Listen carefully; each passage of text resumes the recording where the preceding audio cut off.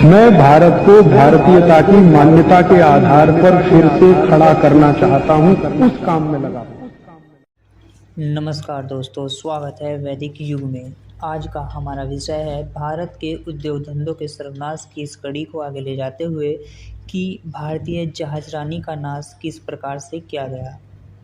तो इस विषय को आगे बढ़ाते हुए हम आपको पहले ही कह दें कि हमारे चैनल को आप सब्सक्राइब कर लीजिए और जितना हो सके शेयर कीजिए, क्योंकि शेयर करने से भारत के जो असली इतिहास है, जो भारतीयों से छिपाया गया है, ये अधिक से अधिक लोगों को मालूम पड़ सके, पता चल सके। क्योंकि हमें राजीव भाई की बातें, राजीव दीक्षित जी की बातें भारत के हर कोने कोने तक पहुंचानी है, तभी भारत अपनी मान्यताओं के आधार पर भी खड़ा होगा। और इस काम के लिए हमें आप लोगों की आवश्यकता है। तो शुरू करते हैं दोस्तों। जो लोग कहते हैं, जो अपने आप को साइंटिफिक टेम्परामेंट वाले लोग कहते हैं और कहते हैं कि भारत में तो कभी कुछ था ही नहीं, भारत तो पिछड़ा हुआ देश है, तो हम उनको बता दें कि भारत में इतना कुछ था कि पूरे संसार में भी उसके मुकाबले कुछ नहीं था। तो इसी एक विषय को हम आगे ले जाते हुए बढ़ाते हैं और बताते हैं कि भारतीय जहाजरानी का नाश किस प्रकार से किया गया। भारतीय जहाजरानी को और विशेष माल लाने और ले जाने वाले जहाज़ों की कारीगरों को किस तरीके से नष्ट किया गया, इस पर प्रकाश डालते हुए एक अंग्रेज है, वो लिखता है, जिसका नाम है W.S. लिंडसे। वो लिखता है कि सन 1789 ईस्वी में पुर्तगालियों के पास कैंटन शहर में केवल 3 जहाज़ थे, मात्र 3 जहाज़, जो सब एशियाई तिजारत में पूरी तरह लगे हुए थे। इस तिजारत में लगे हुए जहाज़ों में से डच लोगों के पास 5 जहाज़, फ्रांसीसियों के पास 1 जहाज़, डेनमार्क वालों के पास 1 जहाज़ और संयुक्त राष्ट्र अमेरिका के पास 15 जहाज़ और ब्रिटिश ईस्ट इंडिया कंपनी के पास 40 जहाज़ थे। उस समय केवल अंग्रेजी इलाके की भारतीय प्रजा के पास इतने जहाज़ थे। ध्यान से सुनिएगा, अंग्रेजी इलाके की भारतीय प्रजा के पास इतने अधिक जहाज़ थे जितने इन सब के पास मिलाकर भी नहीं बैठते थे। इसके अतिरिक्त एशिया की करीब करीब सारी जहाजी तिजारत हिंदुस्तान के बने जहाज़ों में होती थी। इन जहाज़ों के मालिक हिंदुस्तानी होते थे।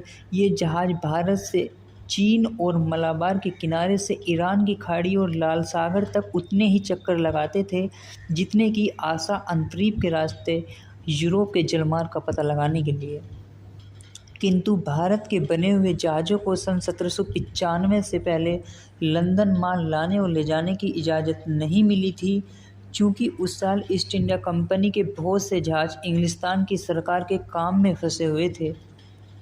ध्यान से सुनिएगा, जो ईस्ट इंडिया कंपनी के जहाज़ थे वे इंग्लिस्तान की सरकार का काम करने में लगे हुए थे। इसलिए बाहर की अंग्रेज़ सरकारों को लिखा गया कि वे माल लाने और ले जाने के लिए हिंदुस्तानी जहाज़ों का उपयोग करें।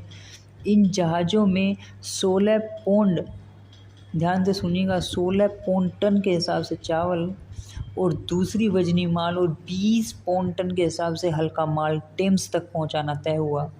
इन जहाज़ों को इजाज़त थी कि राह में कंपनी के इलाके के लिए और जो माल ये मुनासिब समझे लाद लें। किंतु भारत के बने इन जहाज़ों की सुविधा थोड़े बहुत दिन तक चली और उसके बाद ये छीन ली गई, जैसा कि अंग्रेज हमेशा से ही करते थे। जब सन 1796 ईस्वी में कंपनी का चार्टर एक्ट फिर से दोहराया गया, मतलब कि 20 साल बाद बनता था, 93 में बना था, तो सीधा 13 में बनना चाहिए था, 1813 में, लेकिन 1796 में उसमें एक कानून पास कर दिया गया। और कानून क्या था? कानून ये था कि इंग्लिस्तान के व्यापारी हो या भारत के व्यापारी हो या कंपनी के मुलाजिम, जो भी माल भारत से इंग्लिस्तान लाए अथवा ले जाए, वे केवल उन्हीं के जहाज़ों में ले जा सकेंगे जो कंपनी के किराए के जहाज़ होंगे, दूसरे जहाज़ों में नहीं।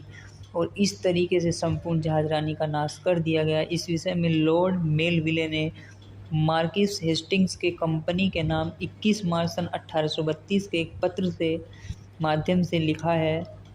इससे इनकार नहीं किया जा सकता कि 1796 का कानून कम से कम इस देश के जहाजसाजी के कारीगरों के लिए बहुत विनाशकारी सिद्ध हुआ, संतोषप्रद साबित नहीं हुआ। सन 1796 ईस्वी के बाद के चंद साल बाद ही भारतीय जहाजरानी संपूर्ण रूप से नष्ट हो गई। तो दोस्तों, आपने सुना कि भारतीय जहाजरानी का नाश किस तरीके से किया गया। आप बने रहिए, हमारे इस श्रृंखला में लाते रहेंगे ऐसी ही ज्ञानवर्धक वीडियो। तब तक के लिए नमस्कार।